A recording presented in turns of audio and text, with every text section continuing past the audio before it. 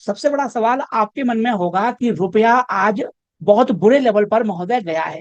आप स्वयं देख लीजिए, ये जो चार्ट बना है यूएसडी आईएनआर पेयर का महोदय, ये दर्शा रहा है कि अब हम 97 भी पार कर जाएंगे। ये सिर्फ ये जो विक बनी है यही विक ऊपर ले जाएगी और 97 पार हम हो जाएंगे। अब आपको लगेगा देवेश कोई बड़ी बात नहीं है, ये तो 1-2 रुपए की बात है। नहीं महोदय। और इसका इम्पैक्ट आप पर कैसे पड़ेगा वो हम डिस्कशन करेंगे महोदय, और रुपये की क्या दुर्गति होने जा रही है भविष्य में वो भी देखेंगे महोदय। ये देखिए, आप हिस्टोरिकल चार्ट है महोदय। दिस हिस्टोरिकल चार्ट बताता है भाई साहब 1980 से बताता है ये आपकी हिस्ट्री। अगर कोई ये सवाल पूछे आज की डेट में कि जब मोदी जी सत्ता में आए 2014 में, तब रुपया कहां पर था महोदय? तब रुपया महोदय यहां पर था 60-62 रुपए के लेवल पर। और ये 11 वर्षों की प्रगति आपके सामने है। लगभग रुपया 50% क्रैक मार गया।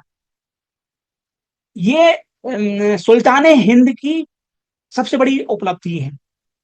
इन्होंने कहा था साहब किसानों की आय डबल करेंगे, वो नहीं हो पाया। रुपया 50% क्रैक मार गया। दूसरा महोदय, आपका कहना होगा कि डॉलर गिर गया, हमें क्या नुकसान है? Each one of us specially poors, गरीबों पर इसका दुष्प्रभाव पड़ता है महोदय।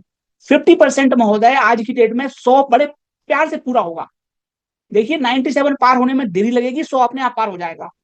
और 100 के बाद अगले कार्यकाल में 150, और अगले कार्यकाल के खत्म होते होते 200 पार हो जाएगा रुपया डॉलर के मुकाबले।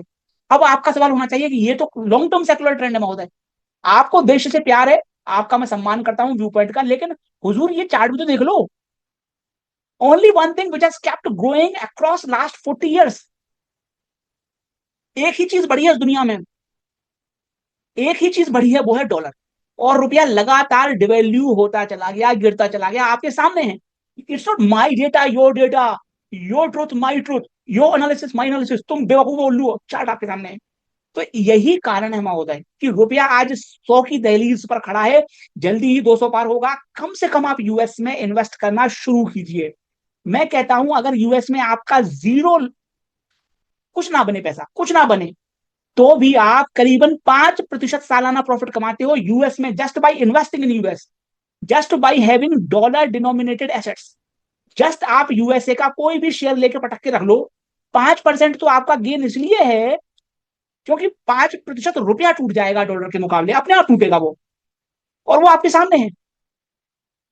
उसके अलावा मैंने अपने क्लाइंट्स को फिक्स्ड इनकम दिया हुआ है यूएसए में।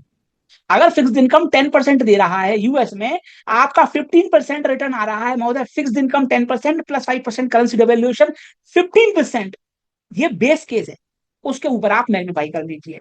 मैं यूएस में निवेश करने की बात महोदय इसलिए भी आपसे हाईलाइट करूंगा कि आगे बढ़ने के पहले जो भारत सरकार ने स्टेटमेंट दिया उसका डिस्कशन करने के पहले, अगर आप भी ये समझते हैं कि जल्दी ही रुपया 100 पे और मोदी जी के अगले कार्यकाल में रुपया 200 पार हो जाएगा, तो वीडियो लाइक करें। अगर आप सहमत हैं वीडियो तत्काल लाइक करें। अब मैं सरकार का डिस्कशन करूंगा। सरकार के सीनियर ऑफिशियल ने बहुत बड़ा ज्ञान दिया है और इससे मेरी उम्मीदों पर पानी फिर गया। सरकार का कहना है, इनसे पूछा गया कि भाई टैक्स घटा दो ना, तो इनका कहना है साहब टैक्स नहीं घटेगा। बोले क्यों नहीं घटेगा?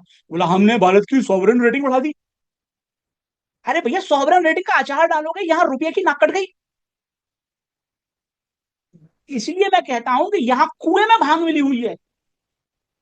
यहां भैया लोगों को चॉकलेट बांटने का शौक चलाया हुआ है। यहां देश का प्रधानमंत्री सिर्फ रील बनाने के लिए है। इसलिए ऐसे अनर्गल आरोप आते हैं, अनर्गल स्टेटमेंट आते हैं। और ये इन्होंने नाम नहीं दिया है, बट वो कैबिनेट सेक्रेटरी है, ये प्रिंसिपल सेक्रेटरी है मोदी जी के, उन्होंने कहा है ये। इनसे पूछा कि भाई क्यों विदेशी निवेशक भाग रहे हैं? बोले अमेरिका फर्स्ट पॉलिसी चल रही है। बोले बोले क्यों? जब भारत की बोले सॉवरेन रेटिंग कम थी, जब भारत की सॉवरेन रेटिंग कम थी तब तो विदेशी निवेशक बहुत आते थे। अब विदेशी निवेशक भाग रहे हैं, अब हमारी सॉवरेन रेटिंग बढ़ गई है, उसके बावजूद विदेशी निवेशक भाग रहे हैं। तो उसका कारण सिर्फ यह है कि ट्रंप ने कॉल दिया है कि भारत छोड़ो, अमेरिका फर्स्ट की पॉलिसी है भाई साहब। किसे झूठ बोल रहे हो भैया? अगर अमेरिका फर्स्ट है तो चाइना क्यों नहीं गिर रहा है? अमेरिका फर्स्ट है तो ताइवान क्यों नहीं गिर रहा है? कोरिया क्यों नहीं गिर रहा है? क्यों नहीं गिर रहा है, आप मुझे बताइए। ये पॉइंट है महोदय। तो इन लोगों से उम्मीद करना कतई कतई लाजमी नहीं है। दूसरा, अगर आप महोदय एफआईआई के आंकड़े देखिए, आज फिर जो भी उछाला है महोदय उसको एफआईआई बिकवाली का मौका समझते हैं। आप देखिए मैं सीएनबीसी देख रहा था, नॉट इंडिया का, इंडिया वाले तो गल्ले हैं, इंडिया नहीं, मैं यूएस का सीएनबीसी देख रहा था। उसमें बीएसई के सीईओ आए, को बुलाया गया, उनसे पूछा गया कि अरे यार इंडियन मार्केट के बारे में क्या ख्याल है आपका। तो बीएसई के सीईओ बोलते हैं कि हमारे देश में रिटेल निवेशक है जो मार्केट को गिरने नहीं दे रहा है, रिटेल निवेशक ने मार्केट को संभाला हुआ है, हम 5,000 साल पुरानी सभ्यता है।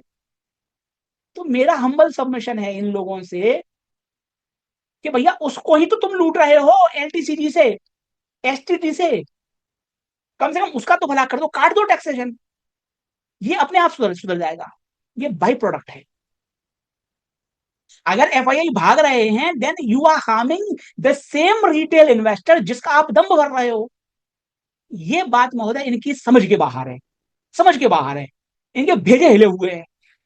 इसलिए मैं आपसे कह रहा हूं, आज से नहीं पिछले 1 वर्ष से लगातार कह रहा हूं महोदय, आप ग्लोबल इन्वेस्टिंग कीजिए। भारत से उम्मीदें खत्म है, खत्म है। आपको मैं यूएस में बताऊं महोदय, फिर चलने लगा वो मार्केट, फिर चलने लगा वो मार्केट बहुत स्ट्रांग है आज।